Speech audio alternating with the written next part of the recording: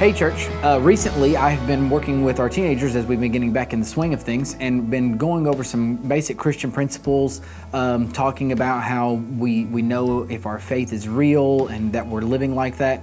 Also recently we've been talking about whether or not we stand out in our world as a believer and not for other bad things that we don't want to stand out for. But I go to a passage today that is the Sermon on the Mount. And Jesus is giving all of these different concepts that we need as believers to see what we're doing.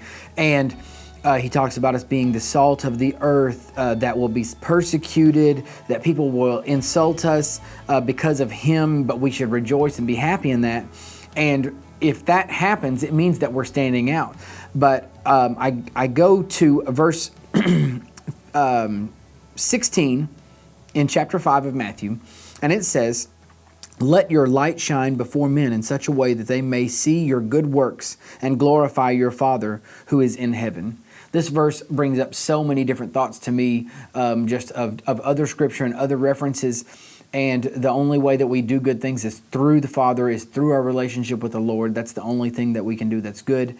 And I go back to my discussions with the teenagers on how that we stand out, and that's what I wanted to issue the same challenge to you today is, how are you standing out in your world as a believer? We know how we can stand out in so many other ways, whether it's the things that we own or the money that we make or the way that we speak or how smart we are. There's so many ways that we can stand out in our community and in our world.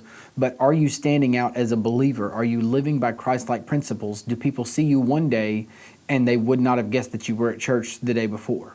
And that to me is one of the great signs of an immature believer or a non-believer, somebody that goes to church but then does not reflect that in their daily life in the days that come afterwards.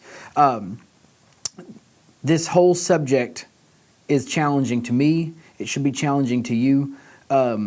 One thing that I thought of when I was going over this idea is, as I often do, the internet and social media. What are the things that our world talks about? What are the things that stand out in our world? And so I brought up this interesting chart, and I'll put it on the screen for you.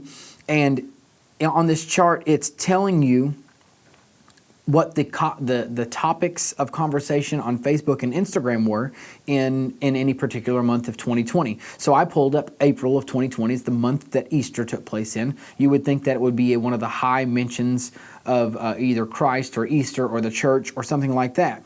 And I can't tell you whether or not there's any bias in this or any filtering. That's totally a side point. But I can tell you that I guarantee you it wouldn't have beaten some of these other topics. Bill Gates and Mother's Day appear to be the largest topics on this chart, as you see. There's also a large dot for Holy Week, which I don't know. I haven't done any research into that to know what Holy Week is. I assume that that's the week of Easter that we're talking about there. There's a large one for Earth Day, Saturday Night Live, Bill Withers, Bill and Melinda Gates Foundation. There's so many things here, so many odd topics here. And I challenge you, even on your Facebook feed, what are you posting? What are you sharing? What are you liking? Are you sharing and liking things that stand out among the crowd that show I'm a believer? When you go to work and you have conversations, the conversations that you have with those around you, do they stand out? Do you shine your light? Does your light shine so that the world sees Jesus Christ through you in your personal conversation, in your acts and your conduct at work, at home, wherever that is? On Facebook, again, it can be anywhere. We have influence, and we have influence in a lot of places. I challenge you that if that's not the case, that you recenter and focus yourself and say, this is not something that the Lord would want me to be talking about because it doesn't reflect His nature.